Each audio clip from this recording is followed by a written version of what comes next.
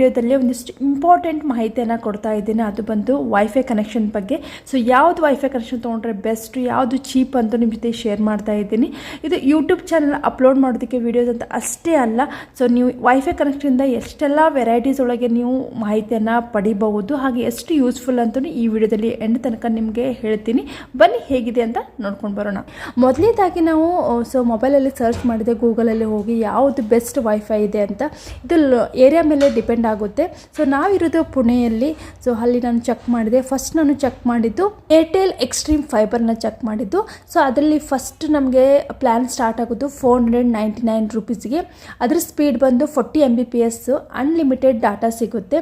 So ಅದು 499ನಿಂದ ನಮಗೆ 1599 plan ತನಕ ನಮಗೆ ಸಿಗುತ್ತೆ. 300 Mbps ಸ್ಪೀಡ್ ತನಕ ನಮಗೆ ಅನ್ಲಿಮಿಟೆಡ್ ಡಾಟಾ ಸಿಗುತ್ತೆ.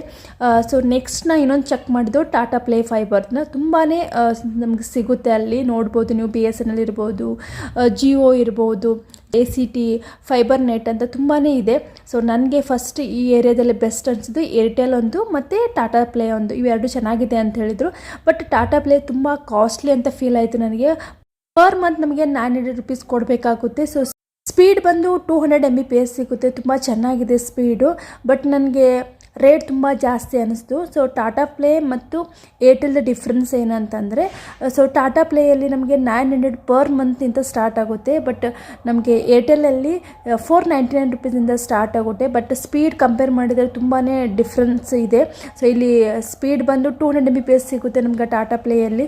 ಬಟ್ ಏರ್ಟೆಲಲ್ಲಿ 40 Mbps ಅಷ್ಟೇ ಸಿಗುತ್ತೆ. ಬಟ್ ನಮಗೆ ಮನೆಯಲ್ಲಿ ಸ್ಪೆಷಲಿ ಯೂಸ್ ಮಾಡೋದಿದ್ರೆ ನಿಮಗೆ ಸಣ್ಣ ಪುಟ್ಟ ಕೆಲಸಕ್ಕೆ 40 Mbps ತುಂಬಾ ಜಾಸ್ತಿ ಸ್ಪೀಡ್ ಅಂತಲೂ ಹೇಳ್ಬೋದು.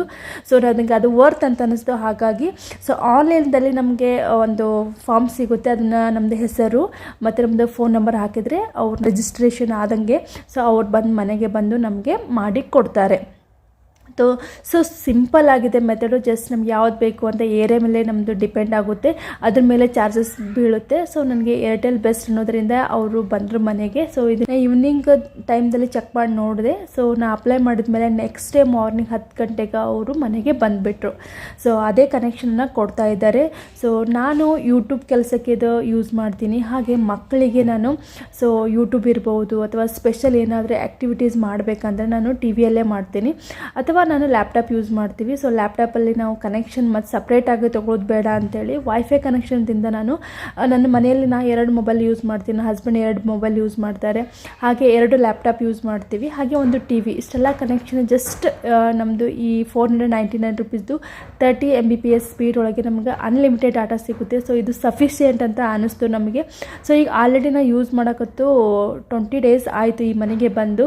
ಸೊ ತುಂಬ ಚೆನ್ನಾಗಿ ಅನ್ನಿಸ್ತು, ವರ್ತ್ ಅನ್ನಿಸ್ತು. ಹಾಗಾಗಿ ನಾನು ತುಂಬ ಲೇಟಾಗಿ ಈ ವಿಡಿಯೋನ ಅಪ್ಲೋಡ್ ಮಾಡ್ತಾ ಇದ್ದೀನಿ. ರೀಸನ್ ಅಷ್ಟೇ, ಅದರದ್ದು ಸ್ಪೀಡ್ ಹೇಗಿದೆ, ಅದರದ್ದು ಚೆನ್ನಾಗಿ ಕವರೇಜ್ ಕೊಡುತ್ತೋ ಇಲ್ವಾ ಅಥವಾ ನಮಗೆ ಕಡಿಮೆ ಅನಿಸುತ್ತಾ ಏನು ಅಂತೇಳಿ ಎಲ್ಲ ಚೆಕ್ ಮಾಡಿದ ಮೇಲೆ ನಿಮಗೆ ಈ ವಿಡಿಯೋನ ಹಾಕ್ತಾ ಇದ್ದೀನಿ. ಅನ್ಲಿಮಿಟೆಡ್ ಇದೆ.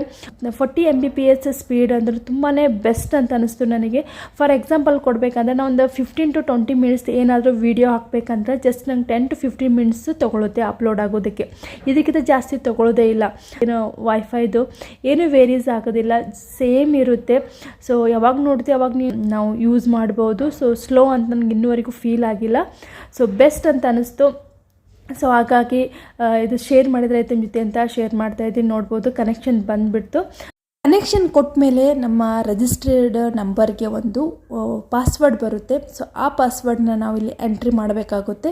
ಸೊ ಅದರಿಂದ ನೀವು ಮೊಬೈಲ್ ಇರ್ಬೋದು, ಲ್ಯಾಪ್ಟಾಪ್ಸ್ ಇರ್ಬೋದು, ನೀವು ಕನೆಕ್ಟ್ ಮಾಡ್ಕೋಬೋದು.